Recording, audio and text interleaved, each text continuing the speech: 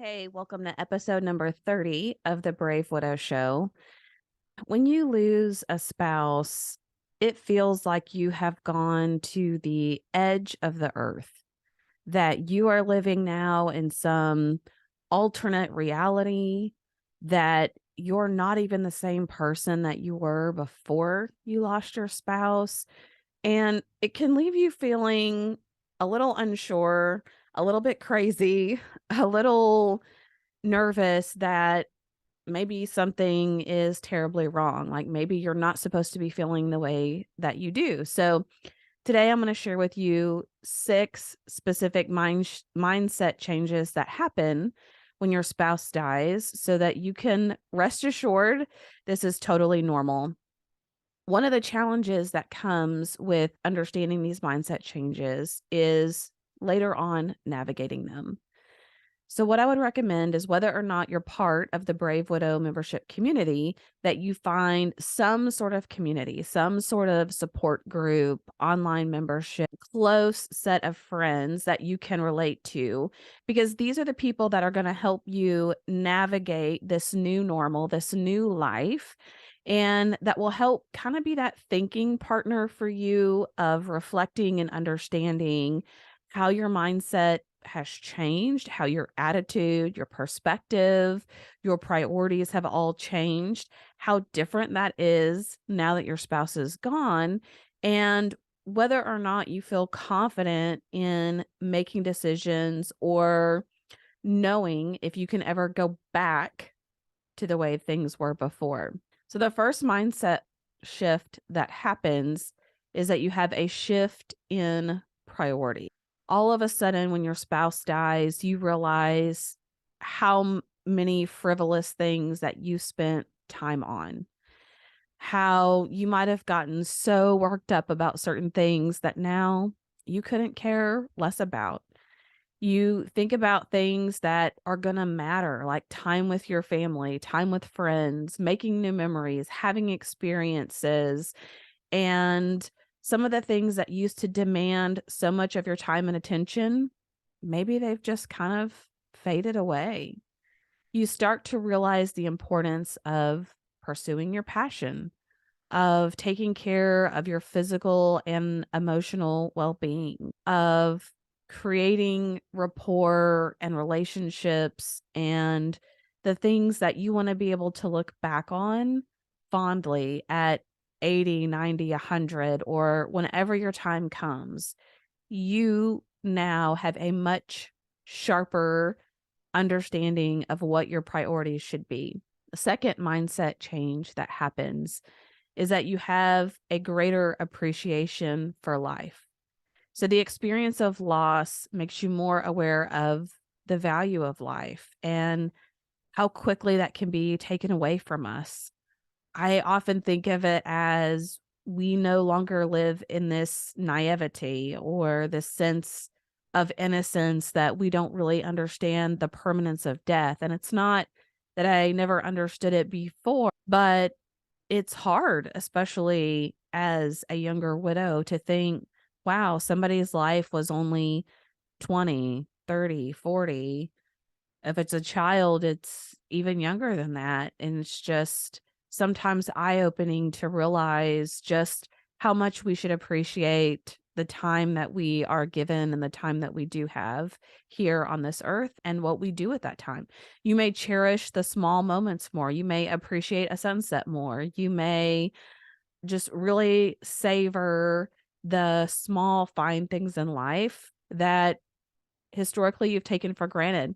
I know when I went on a trip to England, there were so many things about the United States that we take for granted every day. Even air conditioning and just conveniences. We have our lives in the US are built around convenience and efficiency in many ways, even though it feels like it's not. And those things are so easy to take for granted when you have them every day, that when you go into another environment, which to me, England shouldn't necessarily be that different from the US. In my mind, we're very similarly developed countries, but it is very different. And England is not as focused on convenience and efficiency as we are here in the US. Compare that even to a third world country or a country that really has not developed at all, and you would notice even greater differences. So, even just from that small example, being able to think about appreciating what you have when you go through the tragedy of losing a spouse and what that means, not only of losing that person, but how it changes you personally, you now have a much greater appreciation for things. I look at conversations I have in the car with my kids as opportunities to talk about hard or uncomfortable things because number one, they're trapped, they can't go anywhere. And number two, those are the things that help build relationships, rapport, and memories really together as a family. And I appreciate that way more than I have in the past. All right. The third mindset change that happens is increased empathy and compassion. I consider myself a highly empathetic and compassionate person, but I really didn't understand the extent and the depths of what losing a spouse does to someone and how that can then in turn change just how they are in life. Having worked in healthcare for 20 years, I was always aware of people, patients who would come in, are not feeling well, they're scared about a diagnosis, they are nervous about test results, maybe they've been waiting a long time to get these results. And so for me, it was very natural to realize that people in that environment aren't acting as they normally would.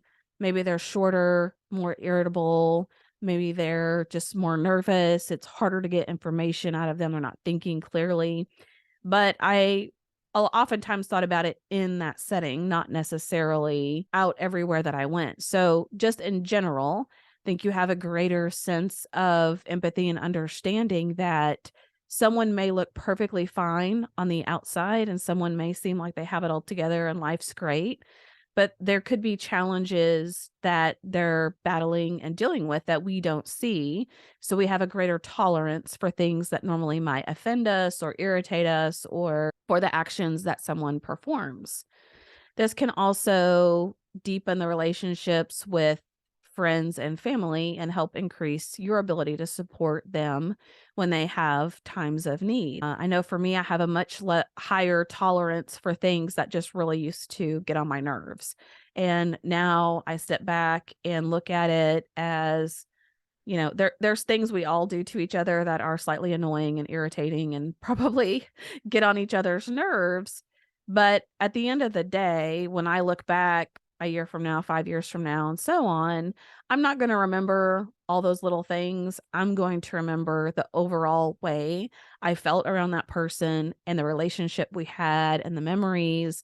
And it's not worth fussing over every little thing. You as part of your empathy and compassion, you may also check up on people more often. So if they've had a sickness or a loss, or you want them to feel supported, you now have a much greater awareness of how to support them, how to make them feel seen, how to make them feel cared about.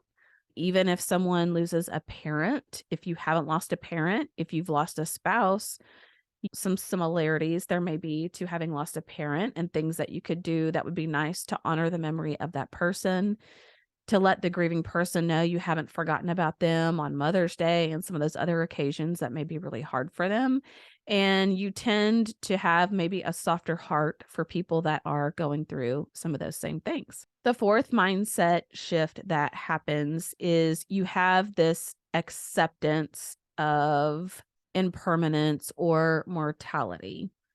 So you understand how quickly life can be taken away, how fragile as human beings we are, even if someone's in great health, in great shape, never smoked, not done anything to harm their body, they could still receive a terminal illness. They could still be in a car wreck and be gone the next day. We just don't know how much time we have. We are here today and gone tomorrow. So you may have a greater sense of acceptance of change, a willingness to embrace the present moment, to value and savor it for what it is, to not hold on to the past and way things need to be, because you recognize that through life we're constantly changing. We don't stay in this place of complacency or in a normalized routine. Life is going to have disruptions, life is going to have change. And so you recognize that there is really no permanence, even though we like to think we have our routines and our hobbies and our daily, weekly, monthly things that we do. At the end of the day, there's always some new change, challenge, or hurdle for us to overcome. Therefore, life really has very little permanence to it. The fifth way your mindset shifts is that you have a heightened awareness to your own mortality. We talked a little bit about this, but you have a greater understanding that at any moment you could be gone, expected or unexpected. So this may completely change the way that you do estate planning, financial planning, how you organize things for your home and your life. You may be someone who wants to repress this. You don't want to think about it. You suppress acknowledging that there is a component of mortality to your own life. And so you don't want to worry about that. Or maybe you don't really care how easy or hard it is for people who must go on after you have died. So you don't really care to organize things and make life easier on other people. But for the most part, you at least have that heightened awareness there.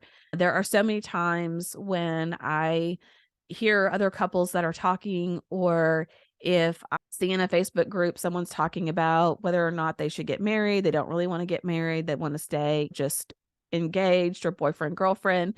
It's so hard for me not to just jump in and be like, no, you want to do this, or you don't want to do that, or you got to think about when one of you dies.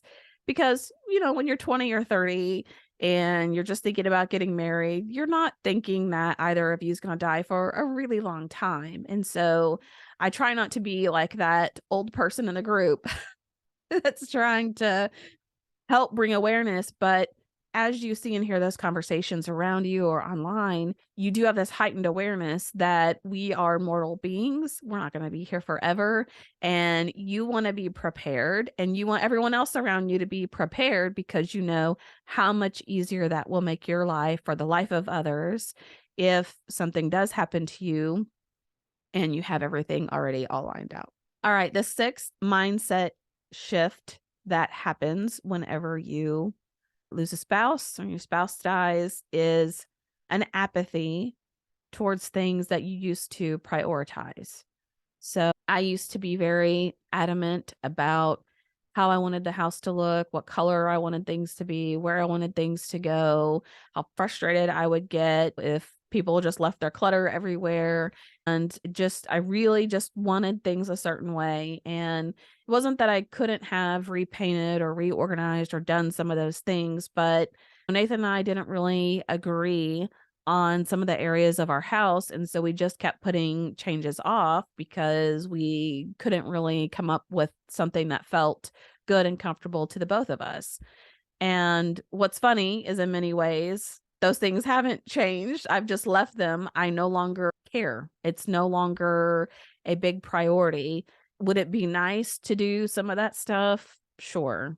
But I've noticed a distinct level of apathy towards that and towards other things that for a long time, maybe up until recently, not quite 2 years out, but getting close, that I just didn't care. I didn't care about the latest technology. I didn't care what color the kitchen was. I didn't care what decorations were out. I didn't care to put up the Christmas tree in one of the rooms. I didn't care about having a bunch of different clothes to wear, different shoes, just things that might have been a big priority, or maybe were even like a moderate thing that I would think about. I just didn't care anymore. A lot of times you'll see this even for people in the workplace, where people are very driven, they're ambitious, they want to move forward in their career. That's no longer a priority. It's not uncommon to see people change careers or people change roles. I know some folks who've been widowed in the same time frame that I have that are in leadership roles that have said to me, I don't want to be a leader right now. I just want to come to work and do my job and go home. I don't want to have to think about it after hours. I don't want to have to manage a team. I just don't have the same passion and drive for it that I used to. And I can completely understand why that happens. It's like this world you had that was vibrant and full of color and beautiful, and it had its ups and downs, now has become this world that you're kind of walking through.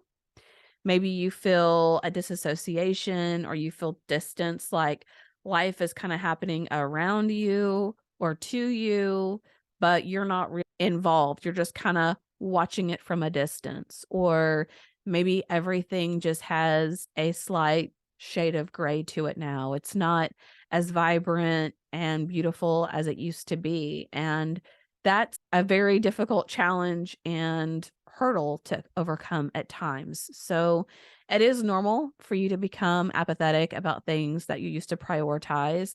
It's normal for you to change hobbies and change habits and change things that you want to spend your time on. All of these mind shifts that come together just give you this bigger picture of how you're now looking at life. Most likely you're not caught up in this very self-centered, self-focused life of achieving the goals and the dreams and doing all the things and going all the places.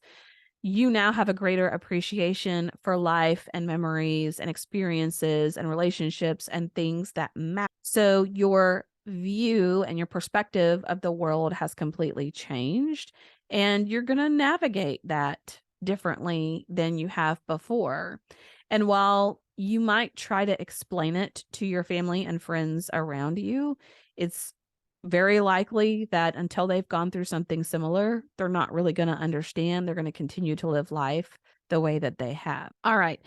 So those are the 6 mindset changes that happen when your spouse dies. And again, this is really just to help you be reassured and know that each of these things are normal, and to encourage you to partner up with someone else or a small group of people or a community of folks that also very clearly understand these mindset changes. They've gone through them themselves, and they will surround and support you as you navigate this next part of your journey in life.